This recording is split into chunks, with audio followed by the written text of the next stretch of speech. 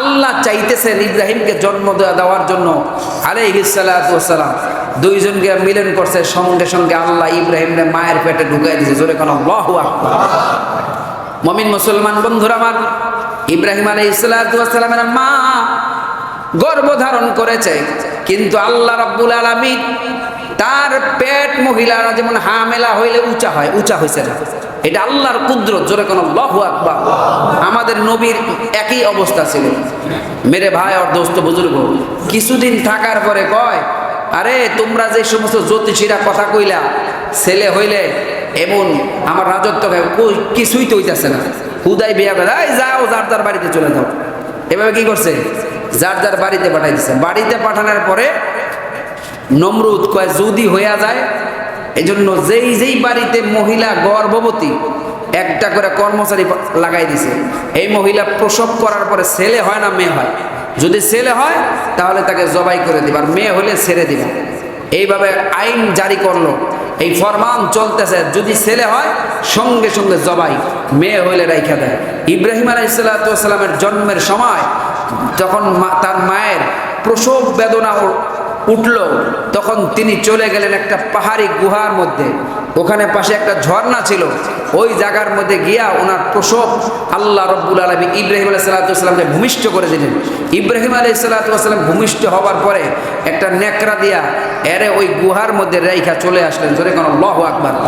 ঐতিহাসিকগণ লেখেন, ইব্রাহিম আলাইহিস সালাতু ওয়াস সালামকে যেই গুহার মধ্যে রাখা হয়েছে, গুহার মুখের মধ্যে একটা পাথর দিয়ে রাখতেন, যাতে কোনো হিংস্র জানোয়ার এসে তাকে খেয়ে ফেলতে না পারে। মায়ের মন। এদিকে ইব্রাহিম আলাইহিস সালাতু ওয়াস সালামের মা মাঝে মধ্যে গিয়া সন্তানকে দেখে আসেন, দুগ্ধ পান করান। ঐতিহাসিকগণ লেখেন, ইব্রাহিম আলাইহিস সালাতু ওয়াস সালাম উনাকে আল্লাহ রব্বুল আলামিন এইভাবে একদিনে ওনারে 1 মাসের সমান বড় করে ফেলায়। জোরে কর সুবহানাল্লাহ। দিন যায় একটা, বড় হয় কয় দিনের? 1 মাসের। এইভাবে চলতেছিল। আল্লাহ রব্বুল আলামিন ওনাকে অল্প দিনে 15 বছরের বয়সের যুবকের মতো যুবক বানাই দিয়েছে। জোরে কোন আল্লাহু আকবার। এরপরে স্বামীর সাথে মশওয়ারা করে, আরে আমার তো একটা সন্তান হয়েছিল, আপনারা বলি নাই, আপনি যে নমরুদের কাছে গিয়ে বলেন এমন সুন্দর একটা ফুটফুটে বাচ্চা আমার হয়েছে, কোথায় বিবি? কয় চলেন দেখে আসি। দেখতে গিয়া দেখে এত সুন্দর বাচ্চা, দেখে নয়নটা জুড়ে গেছে। জোরে কোন আল্লাহু আকবার। নিজের সন্তানকে দেখলে ভালো কান্না লাগে, কথা কর ঠিক না বেটি? এই নমরুদের কর্মচারী ছিল ইব্রাহিম আলাইহিস সালামের বাবা আজর।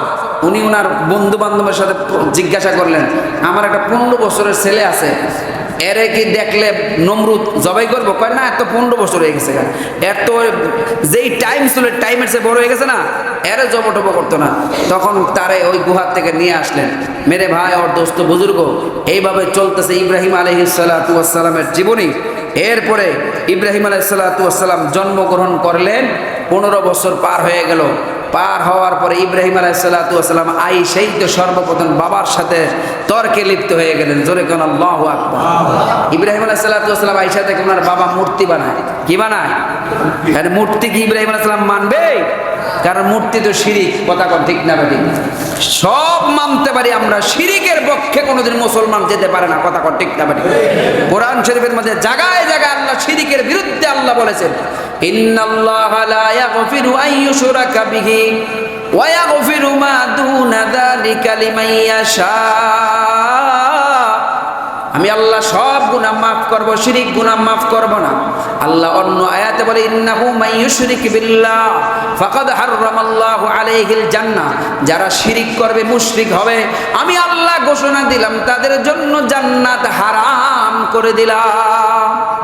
এজন্য মুসলমান সব কিছু সহ্য করতে পারে, শিরিক গুনাহ সহ্য করতে পারে না, কথা ঠিক না বাড়ি? সত্যিকার অর্থে যারা ইব্রাহিম আলাইহিস সালাতু ওয়াস সালামকে জাতির পিতা হিসেবে মানে, আর যাই হোক তারা কোনোদিন কোনো পীরের কদমে সিজদা দিতে পারে না, আর যাই হোক তারা কোনোদিন কোনো কবরের মধ্যে সিজদা দিতে পারে না, কথা ঠিক না বাড়ি? আমাদের দেশের মধ্যে, বাংলাদেশ এই দেশের মধ্যে মাজার বেশি, কথা কন ঠিক না বেটি?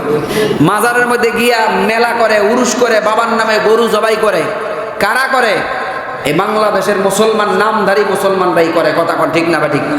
এগুলি বললে আবার আমাদের বিরুদ্ধে কিছু মানুষ কথা বলে। আমি কোরআন শরীফের দেখে দেখে আয়াত নম্বর সহ বলতেছি, আপনারা শুনে রাখুন, যার